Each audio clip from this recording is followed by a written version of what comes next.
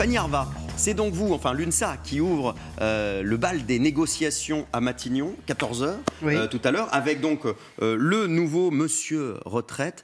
Qu'est-ce que vous allez demander au Premier ministre pour pouvoir continuer à avancer et essayer de débloquer la situation? De véritables négociations, donc on en a parlé, il y a ce fil rouge de l'âge pivot, mais c'est pas le sujet, enfin c'est un sujet important, mais c'est pas le seul. Il faut pas que ça soit l'arbre qui cache la forêt, des sujets vraiment majeurs. Alors c'est quoi qui vous pose le plus de problèmes? La prise en compte de la pénibilité, qui joue d'ailleurs sur la durée du temps de travail. Oui. On veut une vraie prise en compte de la pénibilité, un recalcul, une redéfinition de la pénibilité. Avec des points qui ne valent pas forcément la même chose en fonction de la pénibilité. Qui permettent plutôt de partir 5 ans plutôt que 2, parce que dedans c'est quand même très limite. Donc une vraie prise en compte de la pénibilité, et puis aussi le respect des contrats passés.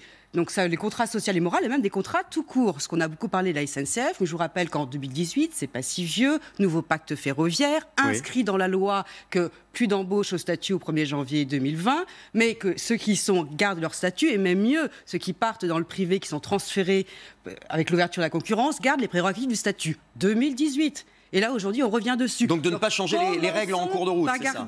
Par avoir le respect des contrats passés et quand il y a des modifications, des vraies compensations par des rémunérations, parce que les rémunérations dans tous les services publics ne sont pas à la hauteur de ce qui se passe dans le privé, donc on ne peut pas appliquer les mêmes règles sur les retraites et pas les mêmes règles sur la rémunération. Donc la clause du grand-père, elle vous convient, c'est-à-dire garder le statut pour tous ceux qui sont actuellement dans l'entreprise et simplement les nouveaux qui changeraient de statut. Alors, des changements de statut... Ça vous semble plus honnête, en tout cas? Ça semble plus honnête, mais si on prend en compte la rémunération, c'est-à-dire pas juste dire les nouveaux, ils arrivent tels quels, il faut que les contractuels aussi, qui ont des courbes de salaire quand même assez proches de ceux qui sont en statut, qui ne se trouvent pas les lésés de la réforme. L'objet, c'est pas de garder nos prérogatives, et tant pis pour les autres.